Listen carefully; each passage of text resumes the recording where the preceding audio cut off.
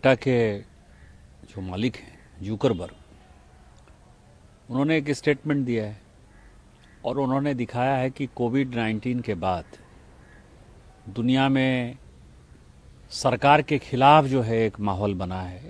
भारत एक vibrant democracy है, 140 करोड़ लोगों का देश है। आज़ादी के बाद दूसरी ऐसी सरकार है जिसको कि जनता ने तीसरी बार चुनकर भेजा है। तो ये जो बयान है जुकरबर्ग का, ये अपने आप में अलार्मिंग है। महिलाओं के बारे में उनका दुराग्रह है, महिलाओं के बारे में उल्टी पुल्टी बातें होती है, बच्चों के बारे में उल्टी पुल्टी बातें होती है। ऑस्ट्रेलिया ने देखा आपने कि 18 साल से कम बच्चों को जो है सोशल मीडिया प्लेटफॉर्म पर जाना मना कर दिया है। इस तरह का बयान ये दिखाता है कि वो भारत के लोकतंत्र पे वो इंटरफेयर कर रहा है और पूरी दुनिया को वो गलत जानकारी देके गुमराह कर रहे हैं कि हम जो है भारतीय जनता पार्टी या एनडीए लूज किए।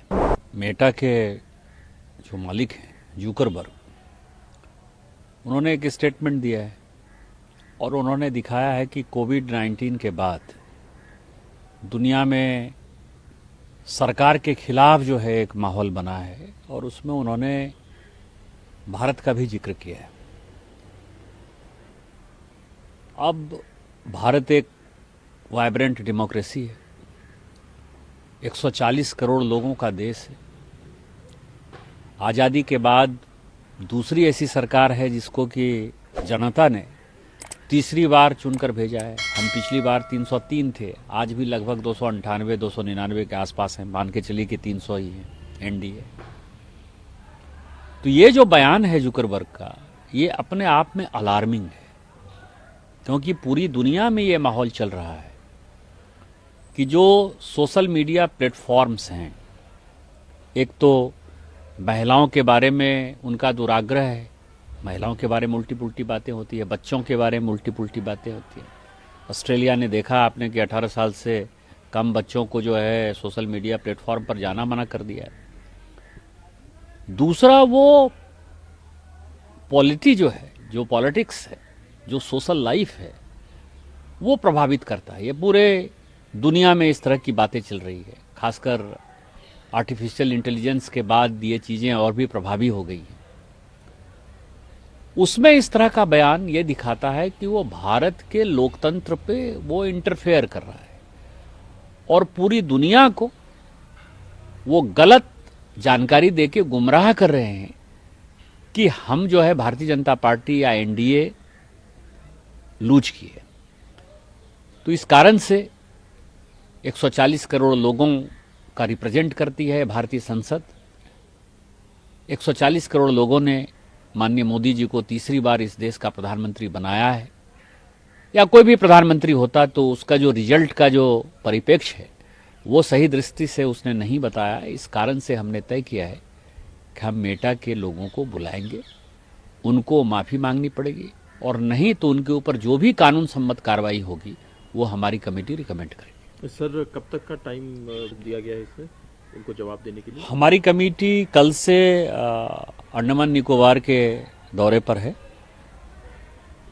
हमारी कमेटी 20 तारीख को अपने दौरे को ख़त्म करेगी और मुझे लगता है कि वहीं हम कमेटी के सदस्यों से बात करेंगे, तो 20 से 24 के बीच में किसी एक दिन उनको हम बुलाएंगे। सर, एक इसमें प्रश्न उठता है, जो कमेटी के क्या वो जो मेटा के जो अधिकारी हैं उन पर कार्रवाई करने के लिए उनके पास अधिकार हैं? कमेटी के पास, कमेटी के अधिकार भारतीय संसद के अधिकार है और भारतीय संसद जो है एक सॉवरेन पावर है। तो संसद के अधिकार को जो है कोई दूसरा देश चुनौती नहीं दे सकता। यदि भारतीय संसद चाहे तो वो कोई भी डिसीजन ले सकता है।